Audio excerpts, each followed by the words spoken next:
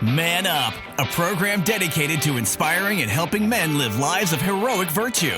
And now, it's time to Man Up. Welcome to Man Up on Iowa Catholic Radio. We are broadcasting on the Iowa Catholic Radio Network. I am Joe Stopulos, and today I'm going to dive into two books by a guy by the name of Morgan Housel. The first is The Psychology of Money, and the other is The Art of Spending Money. I read both of these recently and thought they had a lot of really good tips and ways to think about money and how we relate to it, which is an interesting topic, I think, for a Catholic radio show.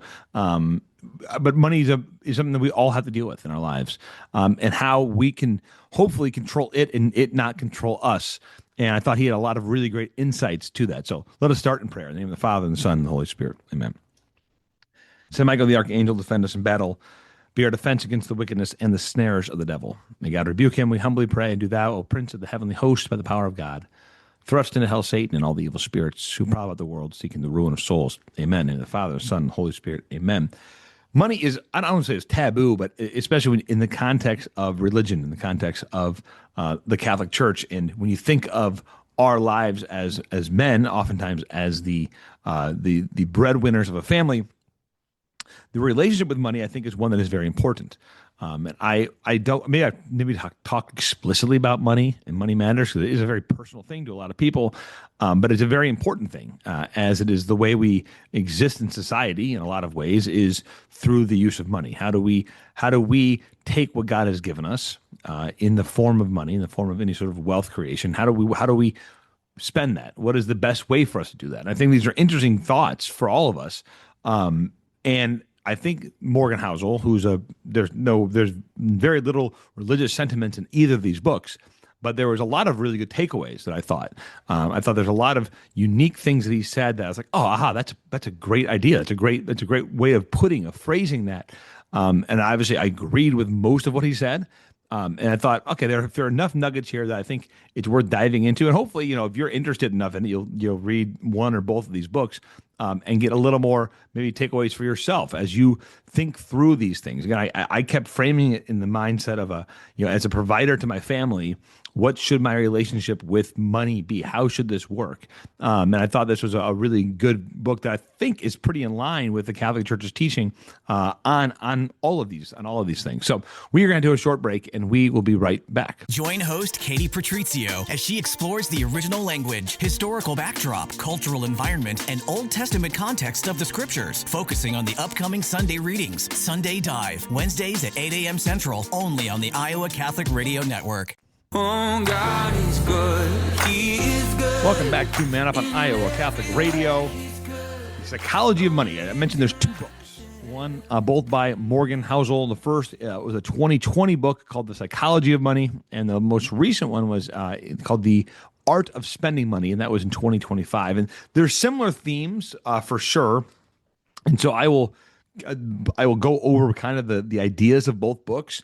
But again, I think for us to live in this world, especially those of us who are raising families, if we're called to be husbands, called to be fathers, and we're raising children, you cannot avoid issues of money. And there are a myriad of ways to go about this. The first thing I would say is one framework that I know has been successful for a lot of people is Dave Ramsey's framework. And I think he does a lot of really good things, especially when it comes to saving money, which is really an important part of what Morgan Housel talks about in The Psychology of Money, is the idea of understanding how to save money, saving for the future, and what you're buying, what you are truly buying when you're saving.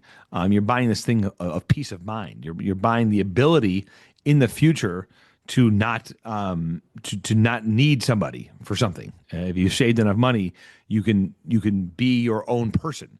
And I think there are many systems out there to help people. And I use Dave Ramsey as an example because I've gotten a lot of friends who have done it, who have used it, and it has been successful for them. And so I throw that out there because this stuff does not get into the tangibles.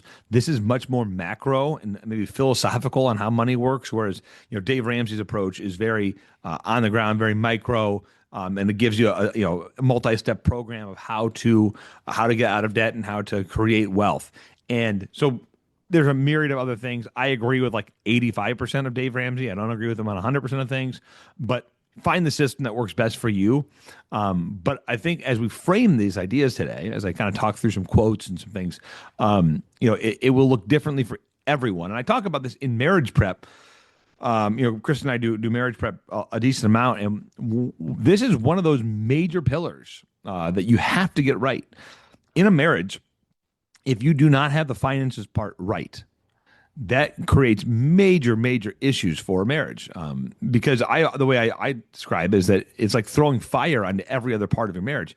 If you're bickering because of someone leave the toilet seat up or something, if you're bickering over little things, or someone's not cleaning the house the way you want it to, well, that's one thing.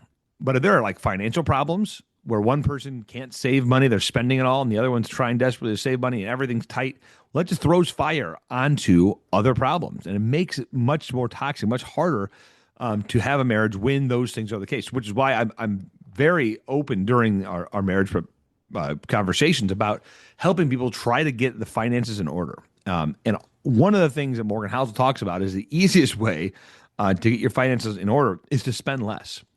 It's a lot easier to spend less than it is to make more in a lot of cases. And there are going to be quotes on that, but learning how to budget, learning how to do those things, because especially when it comes to a marriage, you've got to get under control. You have to get the finances under control because it is one of these three major pillars within a marriage. So I want to kind of talk macro on what the book covers. So there's some basic behavioral lessons, and there's kind of some philosophical things.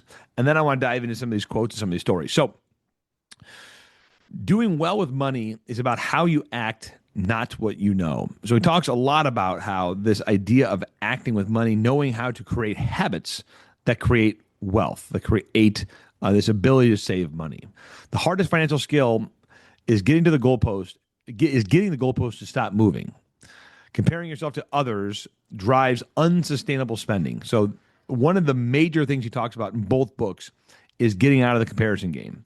So C.S. Lewis famously said, comparison is the thief of joy. And in this world, in the money world, it clearly is. When you're comparing yourself to others, you will never be happy. And so I'll start with this.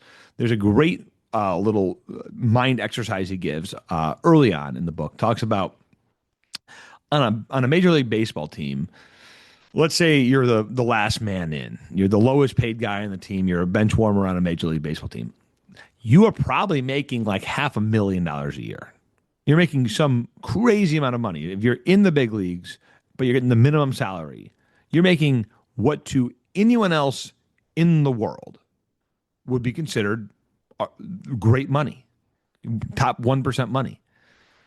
On that team, there's most likely a superstar who's getting paid like 20 to 30 million a year. Okay. So compared to him, to a guy who's on your team, who you sit in the same dugout with, you are comparatively poor, quite poor, actually. Well, that guy, compared to the owner of the team, who's probably worth $1 billion to $5 billion, is probably pretty poor. He can't buy nearly as much of the stuff as that guy has. And then the next step of that is that guy probably hangs out with other people who are super, super wealthy that make him look comparatively poor. All back to that first guy who was making $500,000 a year, but comparatively doesn't feel like it. Okay. This is one of those, I thought, a really great way to frame this whole thing. It's all about comparisons, all about the idea that if we can just get out of this game, out of the rat race game of comparing ourselves to our neighbors and our friends and all this other stuff, we can put all that away and you'll be able to be content with what you have. Okay. That's a major part of this book. And I thought that really helped to frame the conversation really well. The baseball team is an analogy for all of us in life, compared to our neighbors, compared to our friends, to our coworkers, all that other stuff. So he talks a lot about wealth, and maybe his definition of some is wealth is more about the amount of money you save than it is the amount of money you make. Okay. He says rich is about current income, but wealth is unspent, hidden cash. It is money that has been saved. And so wealth is something you accrue over time by not spending money that you have in order to save for the future. Real wealth is money that is not spent. It's the options, the flexibility, and the freedom that wealth buys, not flashy possessions. So talking about saving for the sake of saving. Life is full of unexpected surprises, and having a large amount of savings and safety net will allow you to survive any crises that may come up. Okay. The highest dividend that money can pay is the ability to control your time and what you want to do with whom you want to do it. And making money oftentimes requires taking risks, but keeping it requires humility and caution. So this is one of the things that you're going to hear me say multiple times over and over again, which I thought really spoke to me. And maybe the Catholicity of this is humility. He talks over and over again about humility and how that is so important in saving, in creating wealth. Okay, on wealth and time, money's greatest intrinsic value, and this cannot be overstated, is its ability to give you control over your time, the ability to do what you want, when you want, with whom you want, for as long as you want, pays the highest dividend that exists in finance. So this very, again, I would argue Catholic idea that the point of all of this is to spend time, is to spend the money or using money to buy time, to spend time with the people you love. He routinely goes back to the idea of interactions between human beings. He never talks about spending money on a flashy something or other, some really expensive toy or whatever it is, in order to have it for the end's sake of the toy. It's always pointing people towards people. Okay, so it's like the idea that our money should be spent, our wealth should be spent on allowing us to spend time with those we love and activities with those we love and vacations and whatever, and making memories with the people we love. And I think that's a great framework with which to think about our money is, are we utilizing those things we're saving for, to invest into our friends, into our family, into our local communities, into our church, into those people around us who we love. Another quote, true wealth is what you don't see. It's the assets and the savings that have not yet been converted into things that you can see. Spending money to show people how much you have is the fastest way to have less money. He's got a lot of funny, pithy things like that, but spending money frivolously just to show people how much money you have is the fastest way to lose all your money. The ability to do what you want, when you want, with who you want, for as long as you want, is priceless. That is the highest dividend that money can pay. All right. If something compounds, if a little growth serves as fuel for the future growth, starting a small base can lead to results so extraordinary they seem to defy logic. So similar to other books that I've commented on in the past, but just starting with something. You got to start somewhere. And it might not feel like, oh, I'm too late to start. No. You have to start now. You got to start building now, and especially with the idea of compounding interest, starting your saving habits today to be able to start building on it. Obviously, if you're in your young 20s or your teens, you can start this and you have a lot of time on your hands. But even if you're in the 30s, 40s, 50s, you can still start now to create these good habits. All right. Savings can be created by spending less. You can spend less if you desire less, and you will desire less if you care less what others think about you. I'm going to say this again. I think these are some of the most important ones of the whole thing. Savings can be created by spending less. You can spend less if you desire less, and you'll desire less if you care less what others think about you. Furthermore, one of the most powerful ways to increase your savings isn't to raise your income, it's to raise your humility. So there you go. And maybe in a nutshell, that's it. For a lot of us, if we can learn to spend less and desire less and be content. So he tells the story of his wife's grandmother. He goes, one of the richest people I ever knew. And he goes, I mean richest in the sense of most fulfilled and joyful, was his wife's grandmother, who lived just above the poverty line. She goes, her Social Security check didn't quite, maybe it covered her expenses, but her expenses were so small. And she had a library card and could go to the local library and check out books, and she would be entertained by the books she would read at the library. And she had enough money to buy some food, and she went to church. And she was one of the happiest people this guy had ever met in his entire life. That's because she was content with what she had. There's a great wisdom into that. Your happiness in life oftentimes is not going to be dictated anywhere close to the amount of money you have, but it's your level of contentment with the things that you have. And that is a skill, that is a virtue, to be able to raise your humility, to be able to to fully be able to be happy and content with what you have, is a very powerful thing, a very powerful force in personal finance. The hardest financial skill, is another quote, is to get the goalposts to stop moving. How hard, he had some quote about how if I get to the next promotion, I'll be happy. And you said that 3 promotions ago, right? There's a line that usually what the amount of money someone thinks that would make them happy is double what they're making today. The point of that is, if you get into the rat race, you keep moving the goalposts. If you make $100,000, you think 200 will do it. If you have 200, you think 400 will do it. But what needs to happen is you need to be content living with less. All of us do. And again, I think there are some serious biblical principles to this. And I think he hits on a lot of them. There's a story he has about the top 10 richest men in the world. Top 10 richest men in the world, all obviously billionaires. You know most of their names. His stat was something like 7 out of 10 of them are divorced.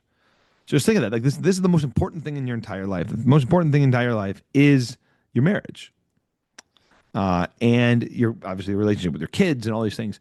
And these people have more money than God. Would you trade your happy marriage and the kids who love you and your family to be one of the top 10 richest men in the world who don't have just those most basic things? Like, no, you wouldn't. You would take your life over theirs, even with all their money, because they aren't content. They weren't content with what they had. And because of that, they lost their spouse, their most important relationship in their life. And I'm sure it's not super great on their relationship with their kids either. Okay. All right. A great quote. As at a party given by a billionaire on Shelter Island, Kurt Vonnegut informs his pal, Joseph Heller, that their host, a hedge fund manager, had made more money in a single day than Joseph Heller had earned from his wildly popular novel, Catch-22, over its whole history. Heller responds, "Yes, Kurt, but I have something that he will never have. Enough." It's a great way of putting it. This billionaire has an island, all the other stuff. And Heller says, that's great, but I have something that he will never have, and that is enough. That ability to be content with what we have, to be happy with what we have. All right. A few other things. When we get now, I'm going to kind of move into the art of spending money. So that was the psychology of money. This is now more on what to do, how to spend money, and he's pretty open up front, saying, listen, there's no right or wrong way to spend money. He goes, if at a certain financial level, you can, if you get enough pleasure out of it, he goes, I'm not going to tell people how to do it, but I'm going to tell you that true contentment isn't achieved by increasing your income, because expectations tend to inflate right with it. Happiness comes from aligning your expenses with your personal values. Okay. So few quotes from this, and I'll kind of wrap it up here. So, recall the fascinating findings from behavioral finance that having more money is likely to make you happy if you were already happy before you had more money. So there's a study out there that shows that as money increases, the only people who will still be happy as money increases are the people who were already happy before they had people who were already happy before they had that money. Okay, so again, that's back to this idea of contentment. Okay. Quote, enduring happiness is found in contentment. Those who are happiest with money tend to be those who have found a way to stop thinking about it. You can value it, you can appreciate it, you can even marvel at it. But if money never leaves your mind, it is likely that you found yourself with an obsession where it controls you. The best use of money is as a tool to leverage who you are, but never define who you are. This idea that I think the contentment thing plays out in many different ways. And he talks about prioritization, as I mentioned in the last book, about finding these things that actually make you happy. What are the things that actually make you happy? He says, quote, a big, nice house might make you happier, but mostly because it makes it easier to have friends and family over. The friends and family are what are actually making you happy. I love that point. People think, oh, I'd love to have the big house. Why do you want the big house? Mostly, you want the big house because big houses are expensive, right? They cost, and he has a joke about this too. It's like people see the big house and they love it, and they say, oh, I'd love to have that. They don't realize that like if you're gonna like have to get all new windows on a big house, that's a lot more expensive than all new windows on a small house, and the siding and there's a lot more maintenance. Like you don't see any of that. Okay, all that to say, a big house might actually make you happier. But usually that's only because it gives you the opportunity to have the people who you actually love, your friends and your family, and those are the things that are making you happy. The house is not making you happy. It's the ability to be with the people you love that make you happy.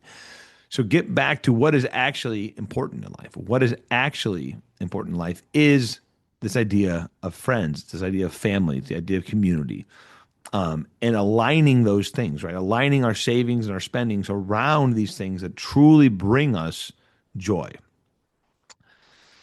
All right, comparison is a losing game. He says that not only is it a thief of joy, so quotes C.S. Lewis a few times in here, but one of the main ways we waste both money and peace of mind is in this idea of comparison. Spending in order to impress others rarely leads us to happiness, he says, and it's actually a theme he comes back to. He says, using money for social status is fruitless because there's always something more to strive towards. And in today's world, social media may make it harder because we're always comparing ourselves. Okay. In the years past, like if you go back before the internet, like you could only really compare yourself to those in your inner circle that you were friends with anyway. And now you're comparing yourself constantly to people's best version of themselves. And so that is even a more dangerous situation for us to be in. So part of the reason people feel the need, especially in the social media world, is because of this dopamine rush that can come when you buy something, when you compare yourself to others.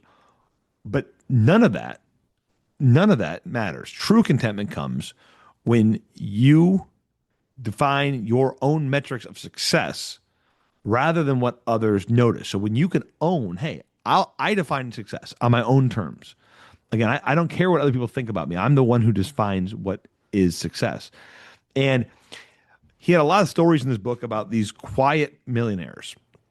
The janitor who saved up, and then when he died, there was $8 million left to the local charity, right? Being able to be content with what you have, being able to be humble, that is a superpower. And it's also very biblical. We are called to live that way. And it just so happens that living that way will also make us happier. There's a cyclical thing. And it's really sad when you see people get caught up in the rat race of trying to outspend money. I was told from a friend of mine, there's a city that he lives in. He says there's more $100,000 millionaires in this city. I go, what do you mean by that? He goes, oh, everyone's trying to act like a millionaire, but they only make, they don't even make $100,000 a year, but they're acting like they can spend like they're a millionaire just to keep up the appearances. And I'm like, oh, that's so sad. We don't have that a lot in Iowa. Thanks be to God, I don't think we have that much in Iowa. But it's obviously a very dangerous game to get into. And I think this book does a really good job of saying, hey, no, the principles at hand are this.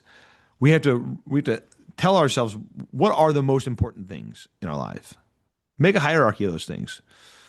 Figure out a way to save more money today than we're spending, right? And then as we accrue wealth, as we have this ability then to have money, let's prioritize the things that we want to spend on those people that make us happiest, on being with the people, and spending money on the people, whether it's charities in our life, whether it's our family, whether it's our friends, whether it's those experiences. That's where you find true joy.